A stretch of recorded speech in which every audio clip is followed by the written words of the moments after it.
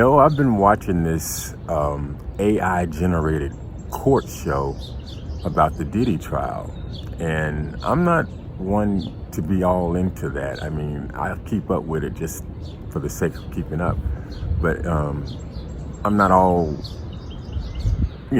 into it in that way. But I have become really interested in it because there's a whole lot of stuff going on that I don't think anybody would have ever imagined. I know I wouldn't have. And it's unrolling and unfolding exactly the same forces that's using the elite in its ritualistic way and all the stuff that's happening. It's the same exact, not a duplicate, not a replication of the exact same force that governs humanity. So to watch this Diddy case and how it's crumbling, and how that whole system, that whole Hollywood system, that whole show business at the elite level, how it's crumbling and how it's starting to implode on itself.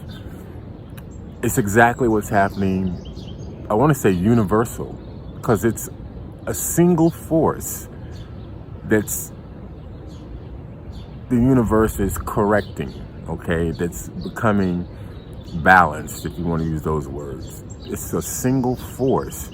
And the way us humans are getting a chance to watch it, the universe, correct this, is through the Diddy trial. And probably some other ways too. But this is one way that humanity gets to see the universe at work.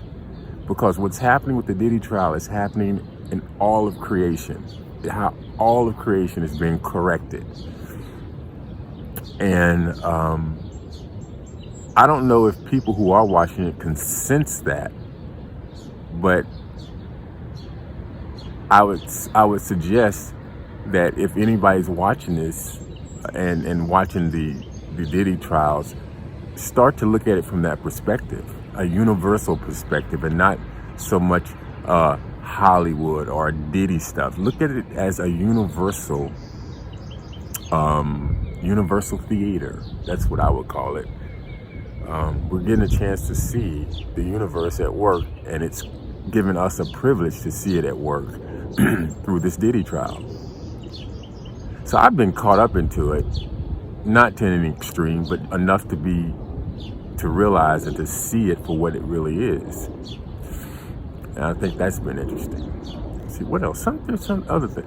Also, I think the week of May 12th was the start of something. I can't even imagine what, but I can tell you the specifics of what I've noticed. The week of May 12th, the Diddy trial started, that Monday of the 12th. The Menendez brothers resentencing for their release started the Tuesday, the 13th of that week of May 12th, 2025. The binding that's been on me was lifted Tuesday, May 13th, 2025.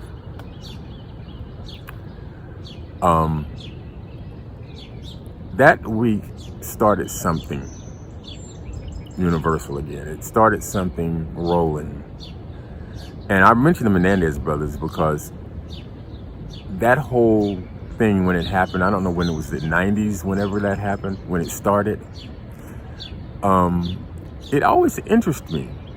I don't know why, but back then it was brought to my attention, and I didn't follow it, but I was always interested in that Menendez stuff that was going on then. And I didn't know why. I just knew it was interesting. Now I know why, because it has a ritualistic atmosphere to what happened. It's about the two kids that shot their parents, and one of them was his dad was a music executive. Oddly enough, a music executive. And so it had a ritualistic vibe to it. And I didn't realize that then. I'm speaking from now that I'm able to see stuff like that and understand that nature. After what I have gone through in the past 13 years, I'm very in tune to ritualistic behavior and ritualistic energy. And that's why another reason I think the Diddy trial is interesting, because that's all ritualistic. So I'm in tune to this stuff now.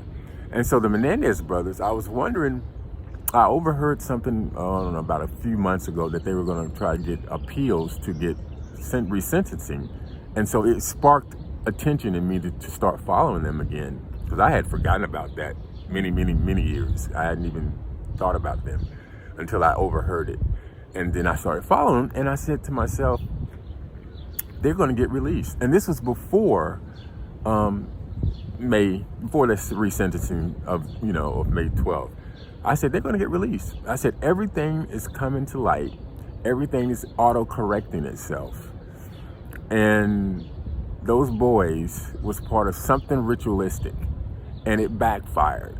Okay, and that's my belief, is that their parents, something ritualistic was going on with the parents, and the boys happened to be favored in the universe in some type of way where that whole thing backfired and the parents were killed instead. That's my belief.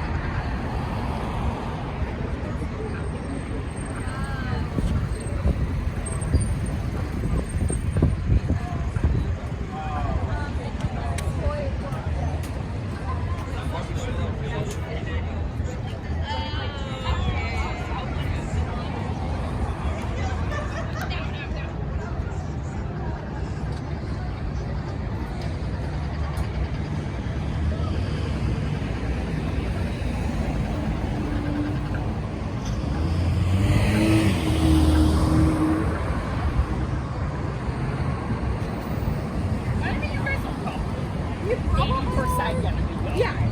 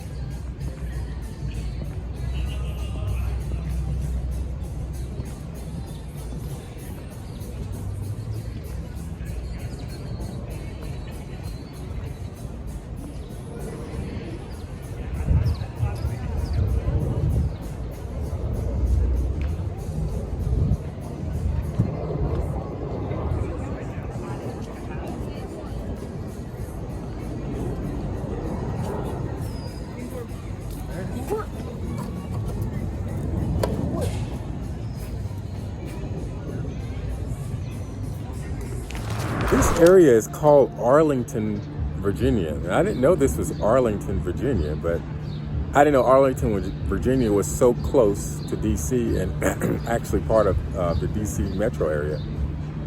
But it's very active in this area that I'm in right now. Lots of people. A Whole Foods is about 3 blocks down the street. Lots of benches. Lots of outlets that are alive. It's a good area for me to be at this time. There are places for me to go if it rains, covered areas, but no covered areas with outlets that I've seen. But the long-term forecast is starting to warm up, so maybe summer will finally start to show up and I won't need to plug in the electric blanket.